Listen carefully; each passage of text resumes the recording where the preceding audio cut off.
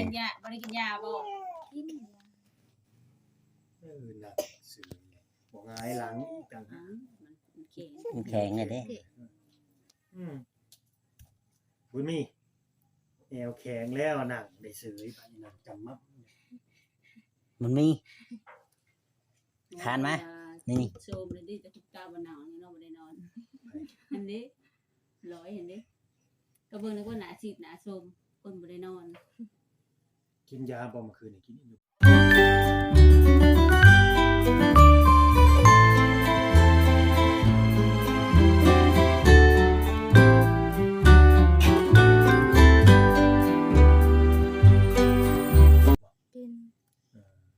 มื้อเช้านี่กินแล้ว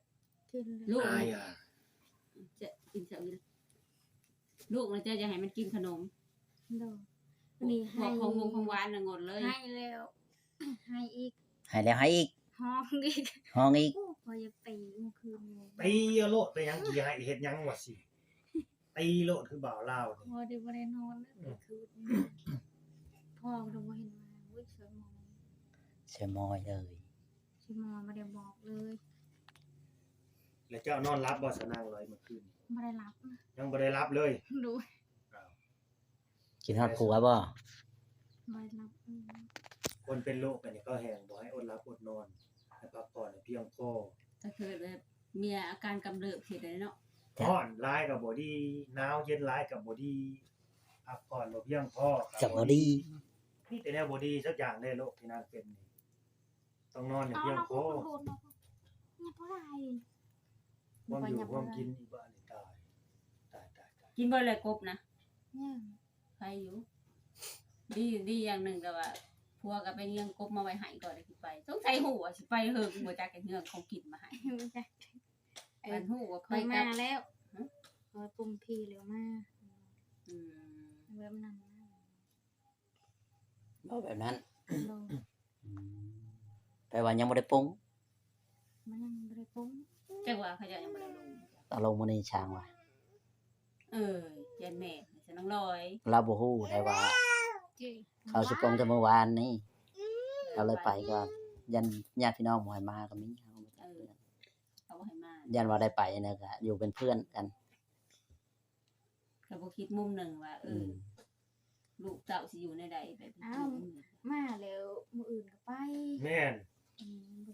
เนาะเอาลูกเต้าได้ก็ยังน้อยๆเมียก็พอซำนี้ติ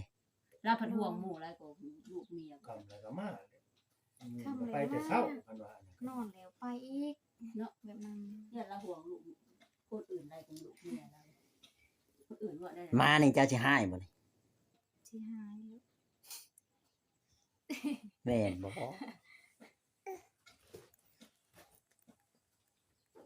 น้องน้อยว่าสิหายผัวน้องเพิ่นอะไรชิวอีกปล่อยให้น้องลอยนอนพอดีแล้วเมื่อคืนคอยล็อกเอาไว้พี่เจ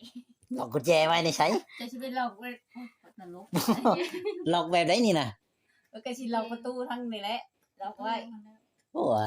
สร้างเขาบ่อึดคอยย่างตอนนั้นล็อกโจรล็อกไว้แล้วว่าเข้านี่ก็ได้นี่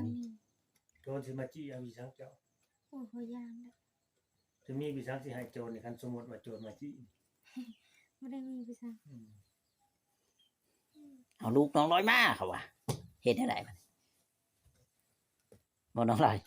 จักดิคองอยู่แล้วเนาะบ่คำมันคองอยู่แล้วเนาะคองคอยทางผัวบ่มาแล้วบ่บ่ได้สิมาเด้ถ้าผัวบ่มาตอนแรกนี่เฮ็ดได้ไดสิเฮ็ดได้น้องพอดีสงสัยมื้อนี้ราสิมาอยู่นี่เขาลงมื้อนี้ไปคำหมดแล้วเฮ็ดนั่นแหละไปตามก็ไปบ่ได้โจทย์5-6 ลักเด้อลักอันนี้ไกลเด้ออุ้มลูกไปบ่ไปตามนี่น้องเพลงพ่อบ่มาแล้วเฮ็ดได้ไดเจ้าว่าได้ยาน้องพอดีกว่านอนพอดีดีกว่าพอดีดีกว่ายามนอนพอดี น่ะนอนบ่ดีไปตรวจย่านได้เพิ่นว่า ย้ายไปชั้นนอนกับลูกเนาะ โอ้มันเพิ่งแห่งหายที่คืน น่ะหนาวหลาย แห่งให้ได้คืนนี่พู หายที่คืนหนูบอกอยากให้ก็เห็นยาย เสียงว่องว่องแท้ติ เดี๋ยวว่า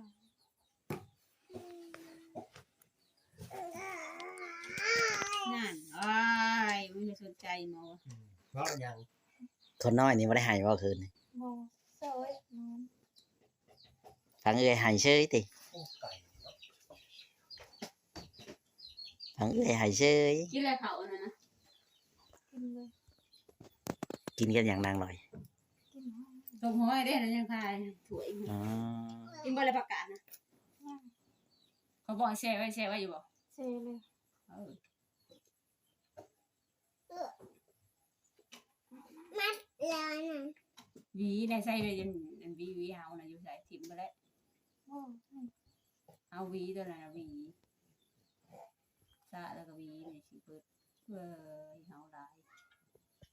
ผมสั่นนะยังหลายคือเก่า แถวโลนเนาะแถบ่ฮะแถวโลนเด้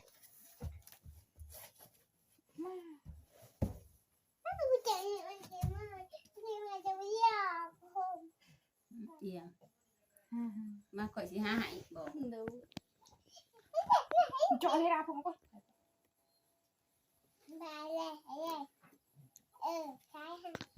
มันเมียมันได้เจ็บท้องใครแน่อะไรมันคืน จะกินยาเก็บท้อง มันได้กินยังได้เจ็บท้อง คืนนี่นะ โดนมันได้กินยังได้เจ็บอยู่นี่ใครแน่มันได้เจ็บตอนเป็นหัน ตอน คืนหันได้เจ็บ อืม ต้องเป็นแบบนั้น เว้นบ่เจ็บก็คือมันได้เจ็บ เจ็บยังนอนเจ็บนั่นแบบนั้น นี่แหละเหตุผลที่จะกินนั่นหอยดิบมาเลย เกิดมา กับปูดิบมาเลยแม่พญาหลาย มันเลยทำให้เจ็บท้องด้วย มันแทงท้องเจ้าจ้ะ ดูดุได้เอานี่คืนมี3 เถื่อ 4 เถื่อคอยเป็นก็บอกเป็นยังหรือผิดโอ้ยา แม่จะกินปูแล้วมันสิเจ็บโลดเหมือนกันนั่นจะปวด ไม่ได้กินยังเลยเจ็บท้อง อืม จ้องในเวียพระเจ้าคือไหวลายมือเนาะ ไปลืมเปิดโอ้ย คนมีเงินเนี่ยมันจะเป็นหน่อยเป็นยังไหวตรงมือคนตายอะไร ต่อก็ ผัวไปยังบ่มาน้องลอย ไปยัง ญาติผัวเจ้าบ่บ่น้องลอยญาติทางผัวเจ้าบ่ หมอขอยานกลางคืนขอยาน ถามว่าญาติทางผัวบ่บ่แม่นว่าจะญาติ คนที่ตายเนี่ยพี่น้องผัวเจ้าเหรอ บ่เลยมาได้พี่น้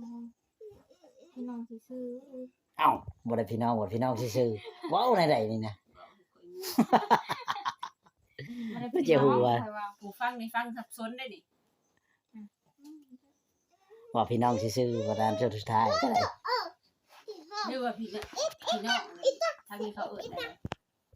เฮาบ่น่ะนั่นน่ะ ไม่ใช่ ต้องเที่ยวจอมนะแม่นบ่ พี่น้องซื่อๆเนาะบ่แม่นพี่น้องพี่น้องซื่อๆโอ้ยพี่น้องบ่ซื่อเฮ็ดจังได๋เด้ บุญเพ็งเอาเอิ้นมาแล้วเอิ้นมานี่บุญมีเอิ้นทิพย์มื้อนี้มันไปทางใดบ่บุญเพ็งมื้อนี้จะไปไสหรือว่าอยู่เป็นหมู่แม่บ่ ไปมายังฮะหรือยังบ่ได้ไป มื้อเช้านี่กินแล้วยาแก้ไอนะตอนเที่ยงก็คิดอีกได้เอาอีกกิน3คาบ3เวลา ให้มันกินให้กินอีกนะแม่ กิน3เวลาได้ มันขึ้นมากินหอยเนาะ บ่มันได้กินหันกินนี่ขึ้นมาจิ เอากินขึ้นมานี่เด้อนะ แม่นบ่นางลอย มาหรือว่ามัน หยังมาน่ะ ผัวเฮ้ย เอาผ้ามาเสร็จเด้อนี่ให้มันเปียกเด้อใหม่เด้อน้ำนี่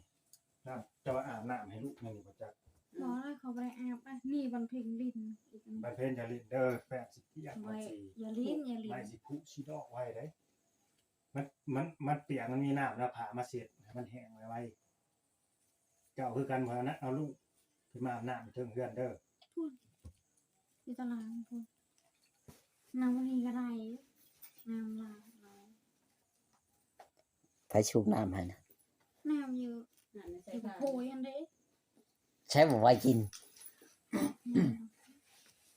บ่ได้กินบ่ กินไปก่อน คือบ่หายใส่กระตุกไว้ว่ามันตั้งอยู่เทิงนี้มันยังมันมืดฝนตกอะตกไหมหายไว้เด้อบัดนี้เด้อ ดู อย่าโดยซื่อเลย เจอไม่ หายไว้แล้วก็มาตั้งในเฮือนนี่ พวกมันตัวของมึงหายแล้วบ่ได้ตุก นี่แล้วก็พวมฝนตกหายแล้ว คือเลยอาการของตัว มันเป็นกระพุย แล้วก็ปิดไว้บัดน่ะ หายไว้แล้วก็ถอนหายพัวมาแล้วก็ให้พัวยกขึ้นมาไว้เพื่อน เข้าใจบ่น้องลอย เข้าใจเลย เมื่อกี้นี้คอยลืมเปิดคลิปโอ้ย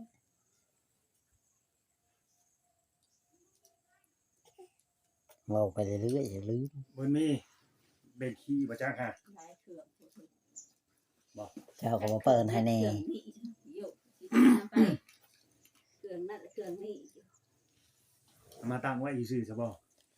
ฮะตั้งไว้ชื่อ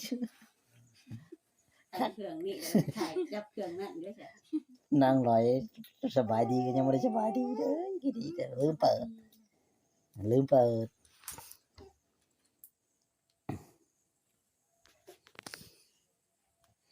นั่งไปจะสั่งแต่ว่า นางเหยียดแข้งเหยียดขาคักแท้ก็น้อย โคตรโพบ่จักเนาะบ่จักแนวสิเว้า น้ำพัวน้องลอยบ่ น่าพัวนางเลย มันตายแล้วคือเห็นมา มันตายคือเห็นมา ว้าวผัวตาย ก็กลัวตายเจ้าสิดีใจบ่หรือเสียใจ เสียใจอีหยัง สิเฮ้ยเว้าความอยากหายซื่อๆว่าจัก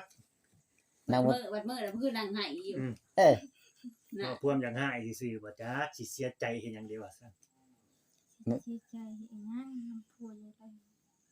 พัวซื่อๆเนาะ เอาผัวซื่อ หาใหม่ก็ได้บ่ผัวน่ะ ให้ไม่ก็ได้คือเก่า หาใหม่ก็ได้คือเก่าว่าซั่น ๆสิเอาผู้น้อยหรือผู้ใหญ่บัดนี้ เอาไว้รุ่นแล้ว อย่าไว้รุ่นอีก พวกมาเลย เนาะไปแหละหน้าบ่ลอยนี่ มาแล้วบอก อันนี้ เสียผัววัยรุ่นว่าซั่น คักโลดมา เอาคักๆโลดหัว เสียวัยรุ่นคักๆแต่ผัววัยรุ่นผัววัยรุ่นบ่ดีแล้วมันสิมาชวนเจ้าขายเฮือนนั่นจังว่า น้องเพลงสิเอาพอใหม่บ่ ว้า ว้าย คุณติงกันโดยว่าซั่น น้ำมันมีได้ซะ ไอ้สิเอาคนกินยามาขอหาเอาดีๆครับว่า เอาดีๆปากก็สิบอกเจ้าเนี่ยว่าขอให้คนกินยาม่าเด้อเขาก็ว่าเขาบ่ได้กินแหละ แม่นบ่นางลอย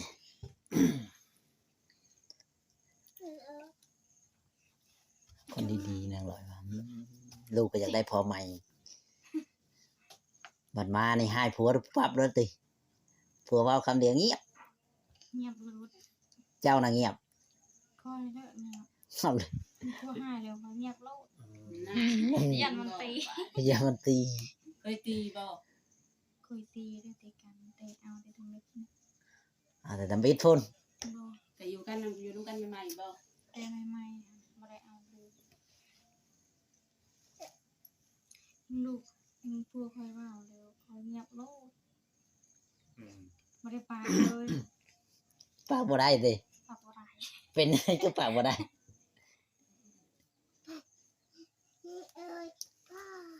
บ่นอนเพลงแม่จะเป็นอะไรคือปากบ่ได้ ไผตดน่ะ บุญเพลงก็ไม่ใช่ ลูกขี่แน่ๆเลยนี่บ่มีนางขี่รถนี่นางอื้อๆแต่เฮิงนี่ แม่นว่านางลอย ใช่ยังไทยอ่ะผม ได้กินมาแล้วแล้วบ่มี ใช่ยังหัดผมมาซื้อให้นะเพิ่นแหละ เฮือนพุ่น เพื่อนได้ใช้คือว่าเป็นตื่นอยู่เลย ใส่โตยนะ ในตู้นะคือว่าบ่มีไปจังเลยอันนี้ เรียกไม่ได้ อันนี้ ว่า อ่า มีตั้งโตยเลยนี่ ก็ดอกตั้งห้างมีดอกตั้งห้างก็ดอกตั้งห้าง อันนี้ เว้าอีหยังเราต้อต่างหากฝากไว้ต่างหาก พากันกินข้าวเที่ยงไปแล้วบ่ โด ลูกกระป้อนข้าวเรียบร้อย เรียบร้อย การมาหา ก่อนดอกดิก่อนดอก แล้วนอกสิลูกแล่นนะบุแลพี่น้องก็มาลูกได้ มันสิแล่นป้าแม่มันรู้จัก โอ้ยเข่าทูเบิดอาเซียนนะมันนี่เกี่ยงเบิดอยู่จังน้อยนี่ ร้อยศาสตร์อันที่ต้มนมแล้วมาปูให้ลูกทาน เข้าใจบ่ในตูบนะ จะให้ไปนอนเลยหั่น มีภายนอก ให้มาขึ้นไปนอนบ่ มาดิเล็กปูให้มาได้ค่ะ